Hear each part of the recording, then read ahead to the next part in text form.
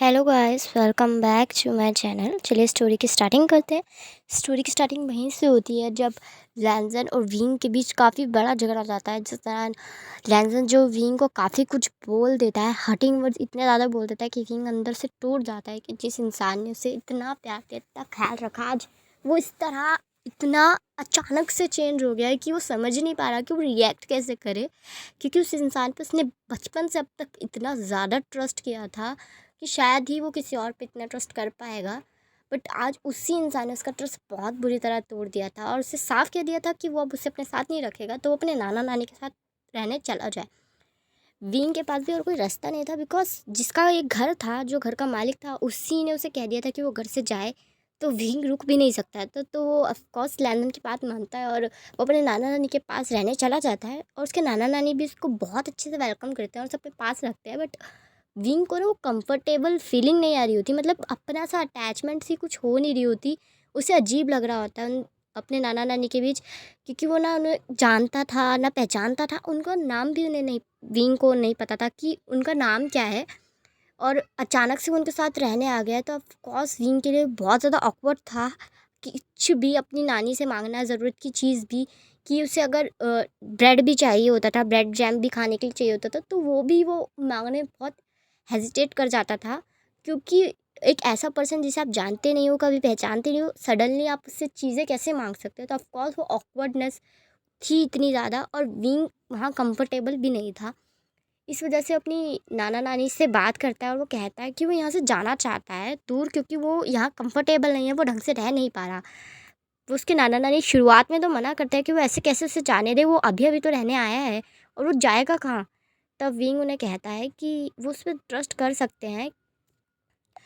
वो जाना चाहता है अपनी पहचान बनाने, कहीं दूर अलग सुकून चाहता है वो। पर उसके नाना नानी प्रॉमिस लेते हैं उससे कि अगर उसे ये लगेगा कि अब उससे हैंडल नहीं हो रहा, अब उससे सहन नहीं हो रहा, कि वो अकेले नहीं रह सकता, तो वो वापस आ जाएगा। तो विंग उनसे प्रॉमिस करता है कि अगर उसे कभी भी ऐसा लगेगा तो वो वापस आ जाएगा। तो उसके नाना नानी उसे जाने की इजाज़त दे देते हैं। विंग भी सामान उठाता है और वहाँ से आ जाता है फ़्लाइट लेके कोरिया, सियोल। वो वहीं रहता है और बहुत मेहनत से काम करता है। हाँ, शुरू-शुरू में उसे बहुत ज़्यादा डिफ़िकल्टी होती है। नया देश, नई सिटी, नए लोग और ऊपर से अलग भाषा, जो उसे प्रोनाउंस करने में काफ़ी दिक्कत हो रही थी, बिकॉज़ वो चाइनीज़ था, कोरियन नहीं था। फिर भी चाइनीज़ और कोरियन सिमिलर वर्ड्स होते हैं, तो काफ़ी हद तक उसे समझ पा रहा था और बोल पा रहा था। पर उसे अभी भी कोरियन काफ़ी हद तक सीखनी थी, ताकि वो और अच्छी से चीज़ें हैंडल कर पाए और समझ पाए। वो पूरी शिद्दत से शॉप्स में काम कर रहा था और जिस शॉप्स में वो काम करता था, उसी शॉप में वो रुक भी जाता था। और ये वहाँ के सिक्योरिटी के लिए भी अच्छा होता था, इसलिए कोई मालिक जो है मना नहीं करता था। बट इसी दौरान वो एक ऐसे अनजान शख्स से मिलता है जो कि दिखने में काफ़ी ज़्यादा हैंडसम था और उससे भी ज़्यादा पोलाइट था। मतलब उसके चेहरे पे एक ऐसी स्वीट स्माइल थी कि इसे कोई भी देखे तो सामने वाले शख्स को उस शख्स से प्यार हो जाए।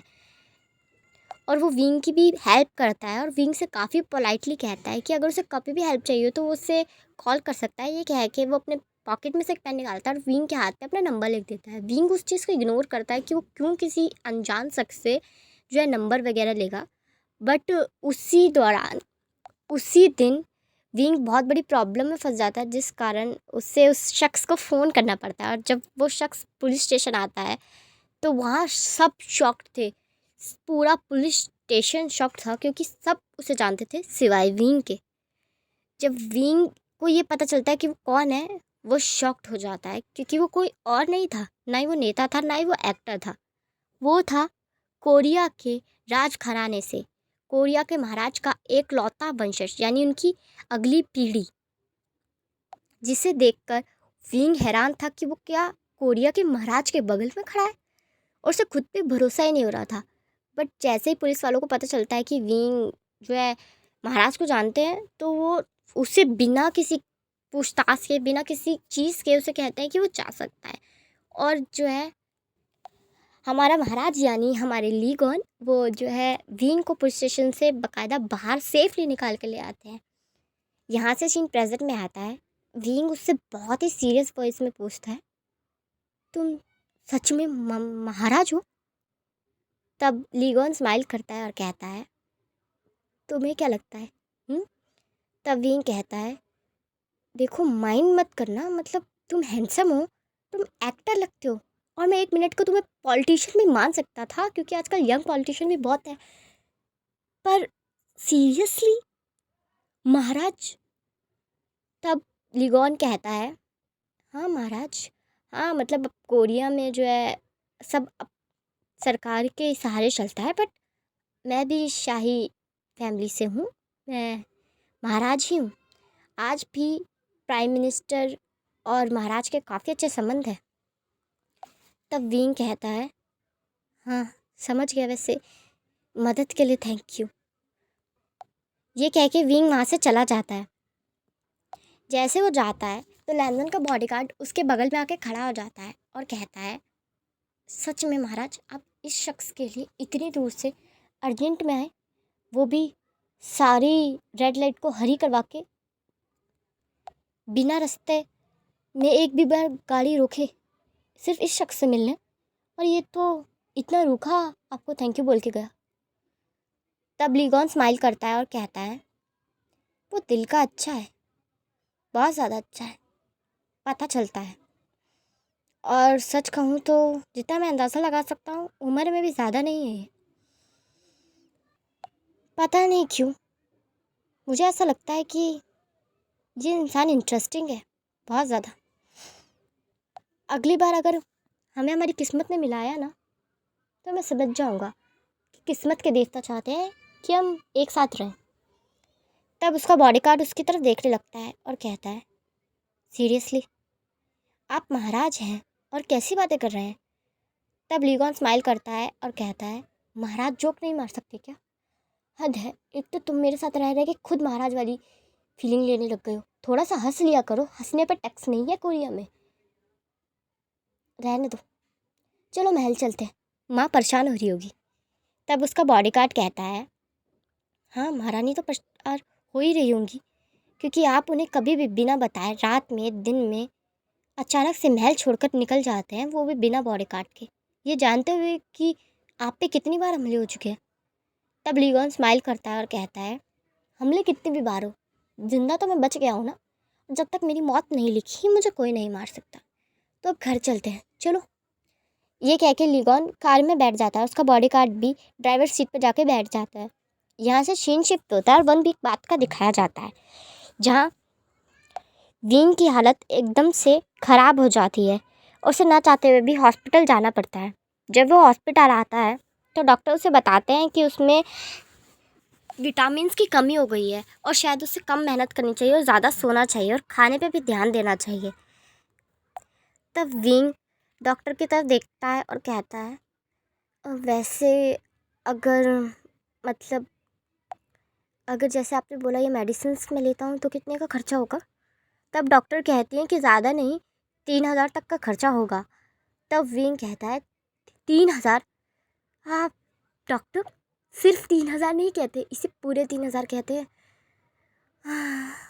रहने दीजिए, इतने पैसे होते तो बढ़िया ना होता। ये कह के विंग वहाँ से उठता है और गेट खोल के बाहर जाता ही है कि वो शॉक्ड हो जाता है और कहता है, तुम यहाँ क्या कर रहे हो?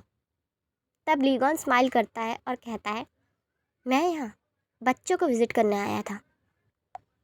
तब विंग कहता है, और वो क्यों? तब लीगॉन स्माइल करता है और कहता है, तुम भूल रहे हो क्या, मैं कोरिया का महाराज हूँ, ये सब काम मुझे करने पड़ते हैं। कभी कभी मुझे हॉस्पिटल्स में, अनाथ आश्रम में, वृद्धाश्रम में जाना पड़ता है, लोगों से उनकी तकलीफ़ पूछने और उनकी मदद करने। इसलिए क्योंकि हर कोई मुझसे मिल नहीं सकता ना, इसलिए मैं चला जाता हूँ कभी कभी। तब विंग कहता है, अच्छा डायलॉग है, हटो। तब लीगॉन कहता है, बैठ के बात करें। तब विंग कहता है, और वो क्यों? तब लीगॉन कहता है, एक इंसान अपना देश छोड़ के दूसरे देश 2 ही सूरतों में जाता है। पहला, या तो वो पढ़ाई के लिए जा रहा हो, जो कि मुझे लगता नहीं है कि तुम यहाँ आए हो, वरना तुम अभी कॉलेज में होते। दूसरा, या उसके पास कोई परमानेंट जॉब हो, या फिर वो अपनी कंट्री से यहाँ ट्रांसफ़र किया गया हो, वो भी नहीं है। या फिर तीसरा और आखिरी कारण, जो मिनिमम लोगों का नहीं होता पर कुछ लोगों का होता है। तब विंग लिगोन की तरफ देखने लगता है। तब लिगोन कहता है, शायद किसी से भाग रहे हो और तुम्हें समझ नहीं आया कहाँ जाना चाहिए, इसलिए यहाँ आ गए। तब विंग उसकी तरफ देखने लगता है और कहता है, चाहते क्या हो? तब लिगोन कहता है, बैठ के बात करें। तब विंग उसके साथ चला जाता है। यहाँ से सीन शिफ्ट होता है और कैफेटेरिया का दिखाया जाता है। जब विंग लिगोन के साथ कैफेटेरिया में आता है, वो देखता है कि पूरे कैफेटेरिया को ही बुक कर लिया गया है। अंदर बाहर हर जगह लिगोन के बॉडीगार्ड हैं और एक बॉडीगार्ड जो उसके थोड़ी दूर पे खड़ा है। तब विंग कहता है, ये बॉडीगार्ड तुम्हारे साथ हर जगह रहता है? मैंने इसे उस दिन पुलिस स्टेशन में भी देखा था। तब लिगोन कहता है, हाँ, ये मेरे साथ हर जगह रहता है। मतलब ये तब से है मेरे साथ जब मैं हाई स्कूल में था। हमने हाई स्कूलिंग साथ में किया है, कॉलेज साथ किया है और अब ये मेरा बॉडीगार्ड है। तब विंग कहता है, समझ गया। एक बात कहूँ तो माइंड नहीं करोगे? तब लिगोन कहता है, नहीं, बोलो। तब विंग कहता है, बुरा मत मानना पर तुम्हें देख के सच में एक के ड्रामा की हीरो वाली फीलिंग आती है। मतलब मैंने भी काफ़ी सारे के ड्रामास देखे हैं। मतलब जैसा होता नहीं है सुपर रिच हीरो जिस पे बहुत सारे पैसे होते हैं, वो बिलीनियर कंपनी के मालिक का एकलौता बेटा होता है, वैसे वाला। बस थोड़ा सा अलग है, तुम किंग हो और वो अमीर बाप के एकलौते बेटे होते हैं, थोड़ा सा ही फ़र्क है। तब लिगोन कहता है, ताने दे रहे हो? वैसे फ़र्क नहीं पड़ता, चलो कुछ नहीं होता। टॉपिक पे आते हैं। देखो मैं बस इतना कहूँगा कि मुझे पता है कि तुम्हें एक जगह चाहिए जहाँ तुम सेफली रह सको और दूसरा तुम्हें पैसों की तो काफ़ी ज़रूरत है। तब विंग कहता है, और तुम्हें इससे क्या लेना देना? तब लिगोन कहता है, मेरी फैमिली मेरी शादी करवाना चाहती है। वो चाहती है कि मैं जल्दी से जल्दी शादी कर लूँ क्योंकि मैं किंग हूँ, इसलिए सब मेरे पीछे पड़े हैं। और मेरी माँ, अगर मैंने शादी नहीं की ना तो पक्का वो मेरी 2-3 दिन में किसी ऐसे शख्स से शादी करवा देंगी जो मैं संभाल नहीं पाऊँगा। या तो वो किसी शाही परिवार के ऊंचे खानदान की लड़की ढूंढ के लाएंगी या फिर किसी बिजनेसमैन की। और मैं ऐसे किसी से शादी नहीं करना चाहता। मैं ऐसे शख्स से शादी करना चाहता हूँ जिससे मैं प्यार करता हूँ। तब विंग कहता है, ये सब बातें तुम मुझे क्यों बता रहे हो वैसे? तब लिगोन कहता है, क्योंकि मैं चाहता हूँ कि तुम मुझसे शादी करो। ये सुन के विंग के मुंह से सारा पानी बाहर निकल जाता है और कहता है, दिमाग खराब है क्या? तुम्हें एक सेकंड, पता है क्या कह रहे हो? हाँ, यह कोई डेली सोप चल रहा है? तुम्हें क्या लग रहा है मैं कोई हीरोइन हूँ? हाँ, सिचुएशन का फ़ायदा उठा रहे हो? तब लिगोन कहता है, बिल्कुल नहीं। तो विंग कहता है, ये मत कहना तुम्हें मुझे देखते ही प्यार व्यार हो गया। तब लिगोन कहता है, बिल्कुल नहीं, ऐसा कुछ नहीं है। मैं बस एक ऐसे शख्स से शादी करना चाहता हूँ जो एटलीस्ट मेरे साथ रहे और मुझे समझने की कोशिश करे। मेरे को नहीं पता मेरा सच्चा प्यार मेरी ज़िंदगी में कब तक आएगा और शायद आएगा या नहीं आएगा। और जितने आज तक मैं अमीर घर की लड़कियों से मिला हूँ वो मुझे समझ में नहीं आती। उनके मुकाबले तुम बहुत ज़्यादा बेहतर हो। इसलिए मैं जानता हूँ कि तुम्हें मेरी ज़रूरत है, तुम्हें मेरे साथ रह के फ़ायदा ही है। मैं वादा करता हूँ कि तुम्हें किसी तरह का नुकसान नहीं है। मेरी रेपुटेशन है, नाम है, ख़ानदानी पहचान है, सब कुछ है। मैं बस ये चाहता हूँ कि तुम मुझसे शादी कर लो ताकि मुझे और तुम्हें दोनों को प्रॉब्लम ना हो। तब विंग कहता है, मुझे समझ में नहीं आ रहा क्या चल रहा है। आह, एक सेकंड, हाँ, मुझे थोड़ा सा टाइम दोगे क्योंकि ये सब ना मेरे ऊपर से जा रहा है। तुम पागल हो क्या? तब विंग के सामने लिगोन का बॉडीगार्ड आकर कहता है, उनसे इस तरह बात मत करो, तुम्हें सज़ा हो सकती है। तब विंग कहता है, सीरियसली? तब लिगोन का बॉडीगार्ड कहता है, हाँ, 7 साल की जेल हो जाएगी तुम्हें महाराज से इस तरह बात करने के लिए। तब विंग अपनी चेयर पे वापस बैठकर कहता है, 7 साल? सीरियसली? मैं भूल गया था कि मैं एक महाराज से बात कर रहा हूँ। सॉरी महाराज जी। तो आप बताएंगे कि आप एग्जैक्टली मुझसे चाहते क्या है?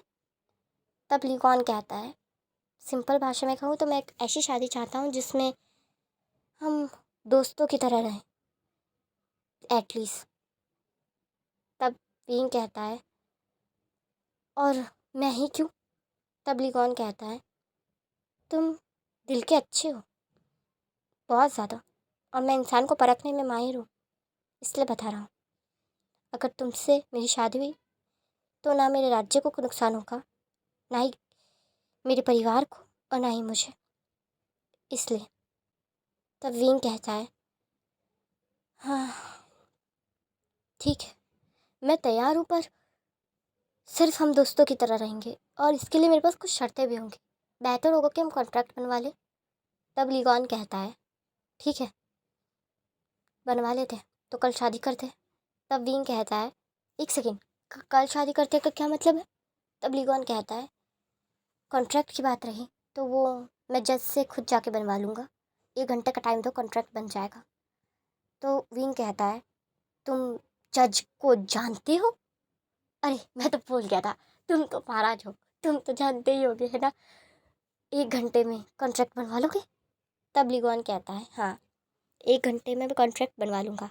कॉन्ट्रैक्ट साइन करने के बाद हम हाथों हाथ मैरिज रजिस्टर कर देंगे, और उसके बाद हम घर चल लेंगे।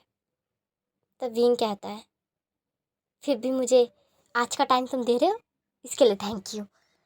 कल मिलते हैं कोर्ट में, ठीक है, बाय। मेरे दिमाग से ऊपर से जा रहा है सब कुछ, ऐसा लग रहा है सब सपना चल रहा है, लगता है कि मैं पागल हो जाऊँगा। मुझे शॉप पे वापस जाना चाहिए, मेरा दिमाग खराब हो रहा है। यहाँ से सीन शिफ्ट होता है और लीगॉन और उसके बॉडीगार्ड का दिखाया जाता है, जहाँ लीगॉन का बॉडीगार्ड उससे कहता है आप सच में इससे शादी करेंगे? तब लीगॉन कहता है तुम्हें लगता है मैं शादी को लेकर मजाक करूँगा किसी से भी? बिल्कुल नहीं, मैं सीरियस हूँ, और माँ को इस बारे में भी मत बताना, ठीक है? चलो। यहाँ से सीन शिफ्ट होता है और नेक्स्ट डे मॉर्निंग का दिखाया जाता है, जहाँ लीगॉन ऑलरेडी विंग का वेट कर रहा होता है। विंग भी वहाँ टाइम पे आ जाता है। विंग के आते ही पहले वहाँ कॉन्ट्रैक्ट पेपर पे साइन होते हैं, जो उनकी भी शर्तें होने वाली थी। उसके बाद वो मैरिज रजिस्टर कर देते हैं। उनकी शादी होते ही वे कोर्ट से बाहर आ जाते हैं। लीगॉन विंग से कहता है कि वो नर्वस ना हो, वो सब अपने घर लेके जा रहा है। तब विंग कहता है सीरियसली तुम चाहते हो कि मैं नर्वस ना हूँ? अगर कोई इंसान किसी नॉर्मल पर्सन के घर भी जाता है ना, तब भी वो 1 सेकंड के लिए नर्वस होता है, और मैं तो शाही परिवार में जा रहा हूँ और तुम कह रहे हो मैं नर्वस ना हूँ? तब लीगॉन कहता है मेरी माँ खड़ूस नहीं है, टेंशन मत लो, चलो। ये कह के लीगॉन विंग को अपने घर ले जाता है। जब विंग और लीगॉन घर आते हैं तो विंग घर को देख के ही हैरान था, क्योंकि एंट्रेंस से पहले ही इतने बॉडीगार्ड खड़े हुए थे कि उन्हें गिनना मुश्किल था। हर जगह कैमरे थे, हर जगह बॉडीगार्ड थे, इतनी टाइट सिक्योरिटी थी कि विंग देख के हिल गया था। हर अंदर और बाहर जाने वाली की अच्छे से जांच की जा रही थी। यहाँ से सीन शिफ्ट होता है, विंग और लीगॉन को दिखाया जाता है, जो कि लीगॉन के मॉम डैड के सामने खड़े होते हैं। तब लीगॉन की मॉम कहती है सीरियसली बेटा, क्या सोच के ये सब किया तुमने? हाँ, महाराज हो तुम कोरिया के, और तुम, चलो एटलीस्ट तुमने शादी कर ली, तुम्हें ये लड़का पसंद भी था, समझ में आता है वो तुम्हारी अपनी पसंद है, पर फिर भी हमें बता तो देते, तुम्हें क्या हम तुम्हारे जान के दुश्मन लगते हैं? तुम्हें ऐसा लगता कि हम तुम्हारी शादी नहीं होने देते? तब लीगॉन बहुत ही प्यार से कहता है मॉम देखिए, मैं जानता हूँ कि आप दुनिया की सबसे अच्छी माँ हैं, और आपका हक है मुझ पर गुस्सा होना, चिल्लाना, डांटे, बेशक डांटे, मैं डांट खाऊंगा, पर इसमें इसकी गलती नहीं है। मैं बस इससे प्यार करता हूँ, और बस मुझे समझ में नहीं आया कि क्या करूँ। और आपको तो पता है कि वैसे भी शाही फैमिलीज़ में क्या होता रहता है, इसलिए मैं इसे खोना नहीं चाहता था, और मैंने डायरेक्ट जाके शादी कर ली। तब लिगॉन की मदर कहती है और शादी कर ली तो कर ली, पर अब क्या? तुम क्या चाहते हो, पूरी दुनिया को कैसे बताएं? तब लिगॉन कहता है हम एक रिसेप्शन रख देंगे, सबको बुला लेंगे ना। मॉम प्लीज़ ना, अब छोड़े ना गुस्सा। डैड आप भी इस तरह मुझे देखना बंद करें। मॉम मेरी तरफ देखें। तब लीगॉन की मॉम कहती है ठीक है, अब बस करो इतना मस्का लगाना, तुम्हें पता है ना कि तुम जब भी ऐसे करते हो तो मैं मान जाती हूँ। तब लीगॉन कहता है इसलिए तो मैं आपसे इस तरह बात करता हूँ माँ, बस करे। तब लीगॉन की मदर कहती हैं ठीक है। और ये कौन है? मतलब इसके बारे में कुछ बताओ। तब लिगोन विंग की तरफ देखने लगता है, क्योंकि लिगोन को तो सच में विंग के बारे में कुछ नहीं पता था, यहाँ तक कि उसका नाम भी नहीं पता था। तो इसलिए लिगोन विंग की तरफ देखने लगता है। तब विंग कहता है, मैं बताता हूँ,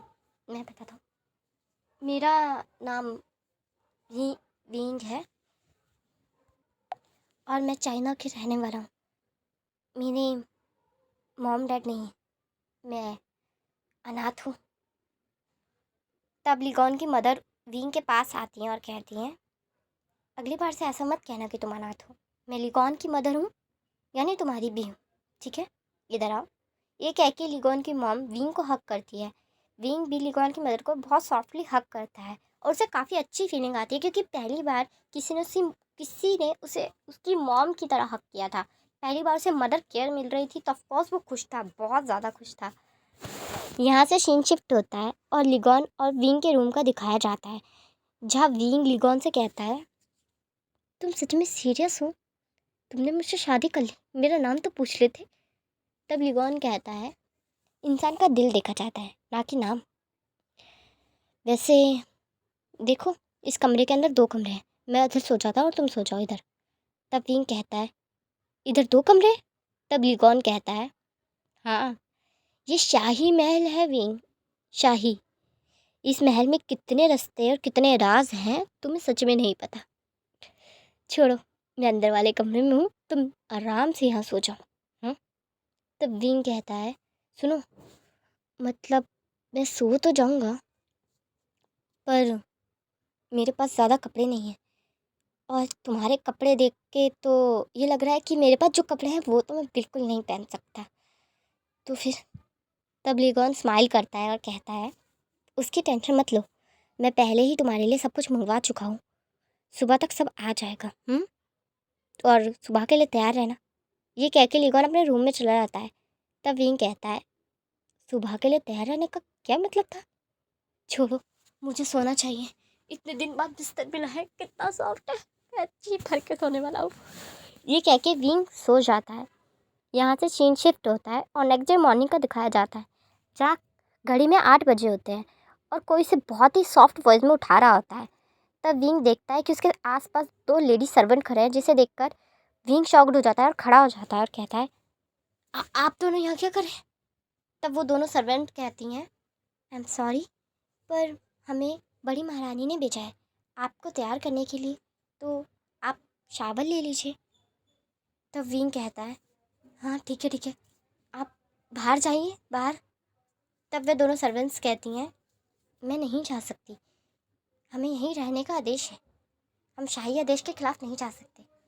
तब विंग कहता है, इसीलिए उसने कहा था सुबह के लिए तैयार रहना।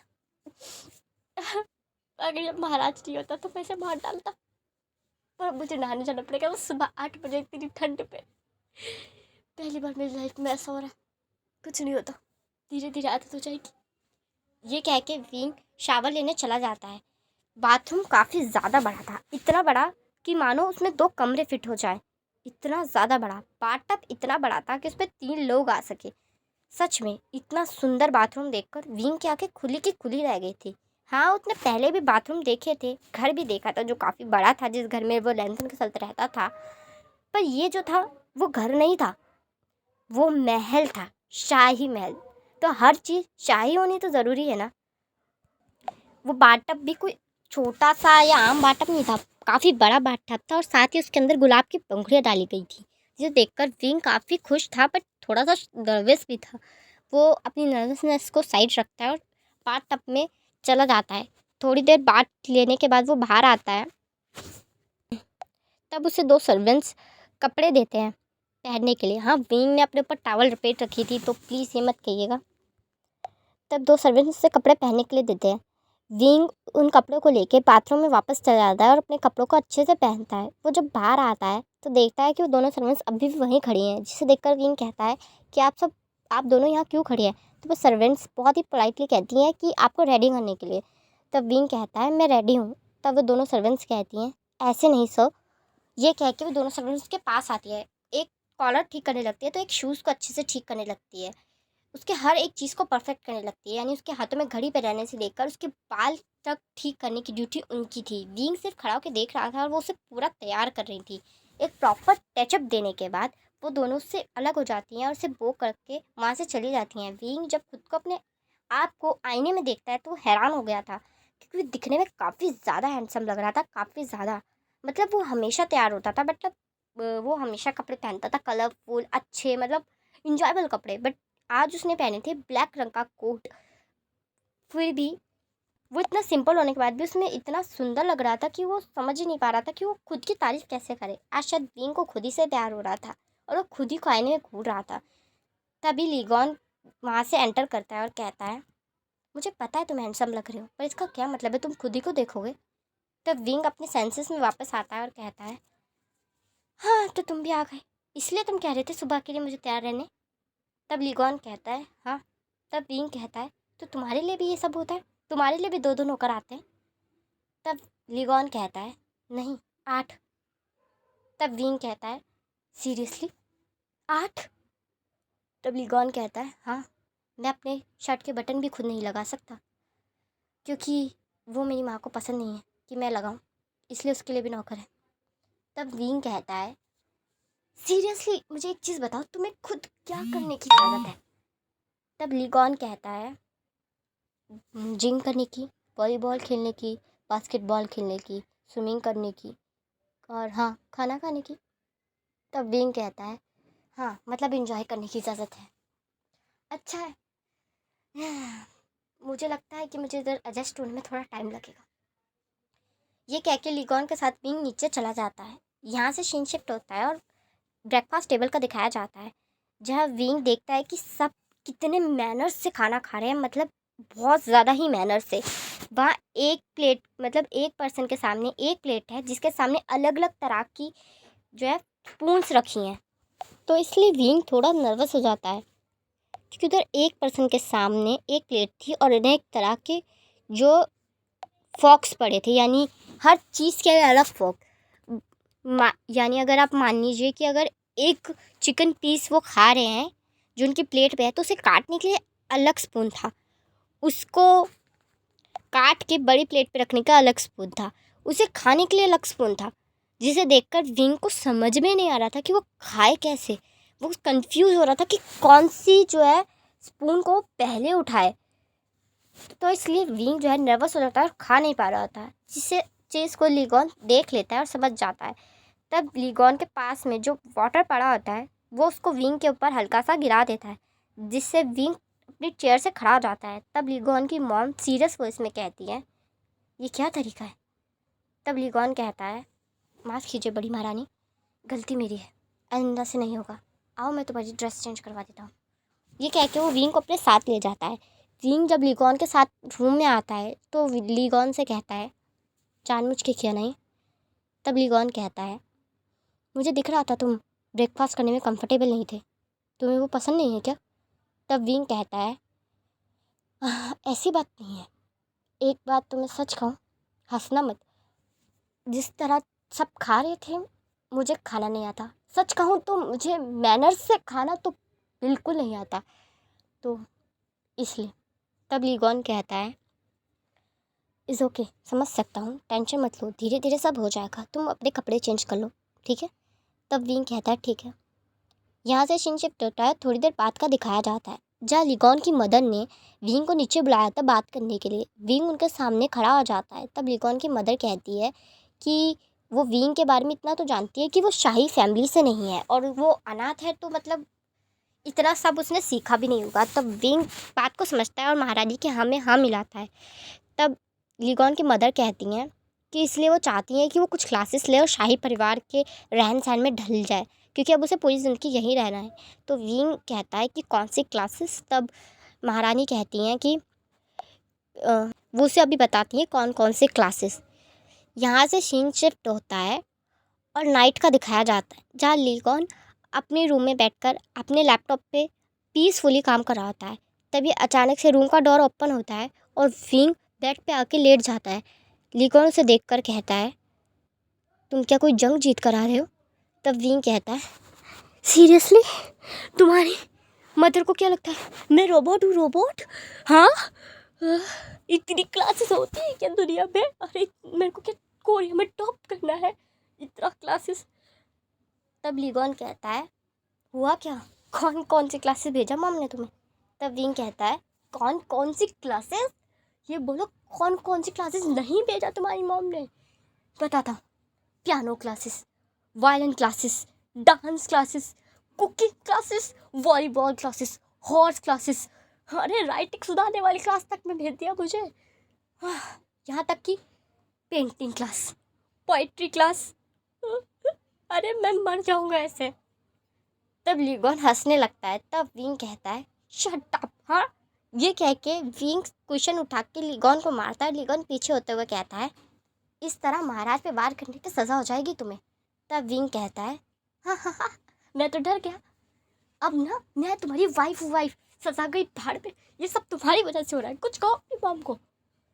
तब लीगॉन कहता है मेरी मॉम से मैं बिल्कुल नहीं, मैं इतना बड़ा हो गया अब तक अपनी मॉम से कुछ नहीं कह पाया। तुम टेंशन मत लो, धीरे धीरे तुम्हें भी आदत हो जाएगी, मुझे भी तो हो गई। तब विंग कहता है तुम तो रुक जाओ, तुम आज रुको, हाथ में हो तुम मेरे लीगॉन। चलिए गाइस, मैं इस पार्ट को यहीं एंड करती हूँ। आपको ये पार्ट कैसा लगा मुझे कमेंट में ज़रूर बताइएगा। वीडियो को लाइक, चैनल को सब्सक्राइब ज़रूर कर दीजिएगा। आपको ये वीडियो कैसी लगी?